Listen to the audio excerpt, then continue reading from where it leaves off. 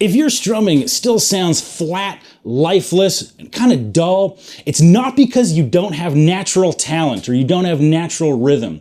It's actually a common problem that most beginners struggle with. And the problem is simple. You've been taught how to create strum patterns, not how to create feel. And that's the huge difference between a beginner guitarist and a pro.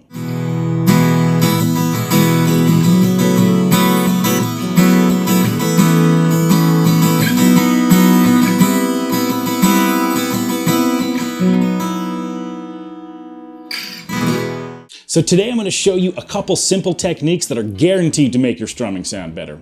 By the way, I've got something that'll take this to the next level for you. So stick around and I'll show you how to get it at the end of this lesson. But first, let's fix your strumming. Step one is the lazy wrist fix, and this is absolutely going to unlock pro level strumming. Most guitarists tense up their strumming wrist without even realizing it. And this creates stiff, robotic strumming that lacks groove and sounds kind of like a robot. So you might be doing this without realizing it, and here's the fix right here. We're going to loosen the wrist and let gravity do the work. So I don't care if you don't have your guitar with you right now, try this wherever you are. Take your strumming arm and let it go totally limp here and just start shaking it around like this, right? You see, I'm just totally loose here. My arm looks like a piece of cooked spaghetti or noodle, right? It's just flapping around here. That's what you need to have when you're strumming. You need to be just shaking around like this. So now the next step here is you got to be able to shake totally loose like this. I know it looks ridiculous, but grab your pick and try to hold your thumb and your index finger together. So you've got kind of two muscles engaged here, but the rest is still loose, right? So I'm shaking, my wrist is totally loose, but pick did not leave, right? Shake, shake, shake, pick still there. If you're doing this and your pick is flying out of your hand while you're doing it, or you're not able to squeeze the pick and keep your wrist loose at the same time, this is really something that you need to practice and work on. And if this is you, we've already found the reason why your strumming sounds a little bit stiff. You gotta loosen up a little bit. And in the beginning, I would really recommend even doing this without a pick and just practicing holding your thumb and your index together like there's a phantom pick in between there and just getting all loose with it from there. Step two is the pendulum swing method. Instead of forcing your strumming, I want you to try this instead. Imagine your strumming arm as an old school metronome. Remember those old metronomes where the arm would tick back and forth? I want you to imagine that from the elbow to the wrist, your strumming arm is just like a metronome, and you're going. Imagine an imaginary metronome clicking right when you pass the middle, right when you hit those strings. It's beat there, beat there. So rather than approaching a strum pattern as just a series of downs and ups, we want to approach it like an old school metronome. This thing is just bouncing to the beat of the song, and you can let it hit the strings really whenever you want, as long as this is just going the same speed of the song. Music isn't about nailing the exact strum pattern. It's about creating the proper feel that the song needs. It's where a lot of guitar players get confused. And here's what I need you to do to turn your right hand into an old school pendulum metronome. You're going to put on your favorite song and you're going to imagine your strumming hand as the metronome playing the beat of the song. Let me show you what I mean with a little knocking on heaven's door example here. So I hear that hi-hat, down, down, down, down, down, down, down, boom. I'm just bouncing like a metronome.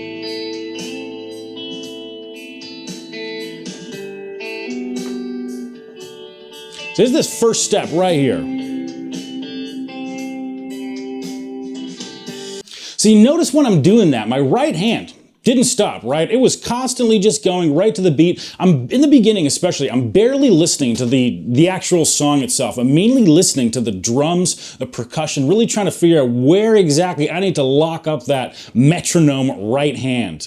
Now, after you've done that a few times and you've got your strumming hand on beat, that's where you can start to, keep your left hand on the right chord shape. That was knocking on heaven's door, so I know it goes G, D, and A minor. So in the beginning, I might just bounce while the G is playing, bounce while the D is playing, bounce while the A minor, but I'm not actually physically strumming the strings here. I'm just bouncing on beat here with my fingers on the right chord at the right time. I try to line up with that first. then I actually bring the chords in and start trying to play along with the song. But do that. Turn your right hand into an old school metronome. That's how all of us pros are approaching strumming.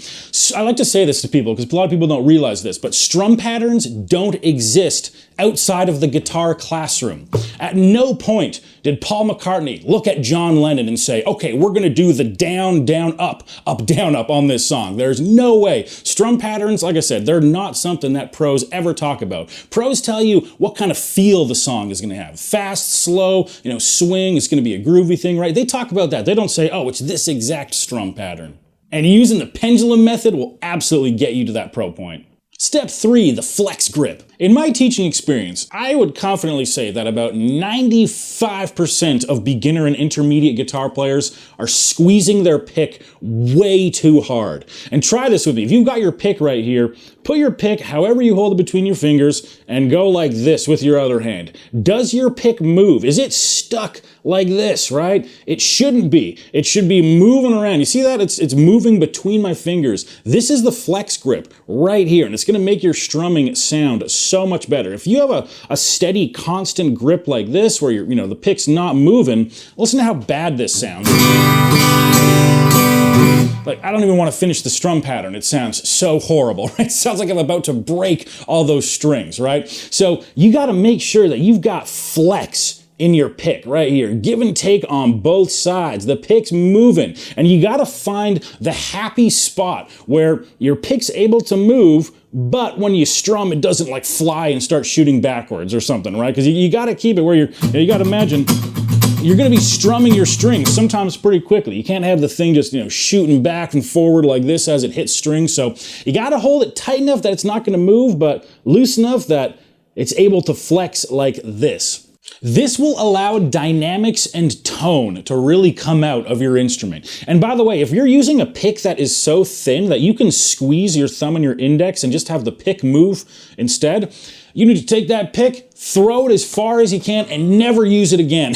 I'm totally serious here. You don't want to use light picks. You always want to be using something that's at least 1 millimeter, something that's not going to bend much at all. And the reason is, these thin picks, the only reason they exist is because beginners keep buying them. No pro uses a thin pick, and no pro that I know recommends using a thin pick. Because when you've got a thin pick, right, you've got zero control over it. It's going to flex a ton. So you just squeeze these two fingers and the pick flex. So it not only builds bad technique and causes death grip in your right hand, but also you don't get the range, right? If I sometimes squeeze my pick a little harder, right, that's going to get a louder strum. But if I grip it very lightly, it's nice and soft, right? So you get a whole lot of dynamic and tone variation just depending on how hard you're squeezing these fingers. So like I said, if you're still using that thin pick, throw it across the room and get yourself at least a 1 millimeter. And step 4 is the accent shift. When an amateur approaches a strum pattern, they usually consider each stroke to be the exact same volume, right? So if they're doing like a down, down, up, down, up, sounds something like this. There's no variation in the strumming. Now, a pro is going to emphasize certain strums. And what I mean by that is literally just play certain strums louder than others. So you're probably thinking, well, naturally, I'd want to do the first strum the loudest. No, it's actually the second beat and the fourth beat strums are the ones you want to add a little bit of volume behind. This injects a lot of soul into your playing. Let me demonstrate this for you. I'm going to take a down, down, up, down, up pattern, and I'm going to accent the second downstroke and the last downstroke in the pattern. And the first one I'm going to keep a little bit quieter. So check it out. Here's the regular without any accenting. And here comes the accents.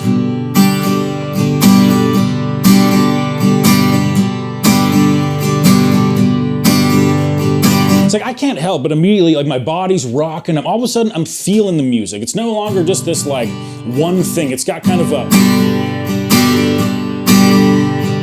it's got way more of a backbeat feel to it. It's got a groove to it, right? It's no longer just this one shade of strum pattern. If you start adding a little extra volume into beat 2 and 4 of a strum pattern, The strum pattern is gonna come to life. It's gonna start sounding like a drummer is playing with you or something. Your guitar is gonna be so connected to rhythm. Have you ever heard somebody say, oh, that's a really soulful guitar player?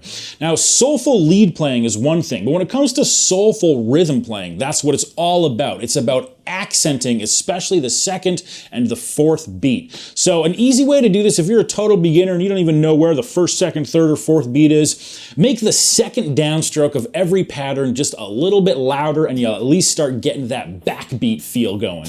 One of our VIP members, Mark, was telling me the other day that he's been playing for 15 years and his strumming still sounds stiff and robotic. So we put him through these 4 steps and within minutes, his strumming was sounding way more professional.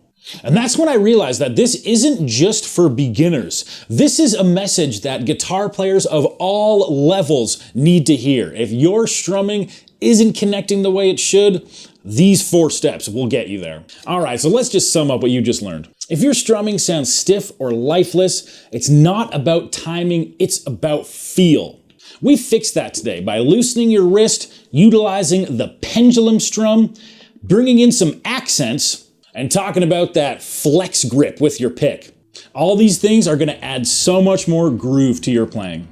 But this is just the start. If you want a breakdown that's gonna completely transform your playing, I've got a free step-by-step training that's gonna walk you through tons of techniques like this and other great guitar knowledge. I want you finally playing guitar with confidence. So click here now or scan the QR code. You'll also find a link in the description and grab it right now. I really want to urge you to not wait on this. You'll never look at strumming the same way again, and I'll see you in the next lesson.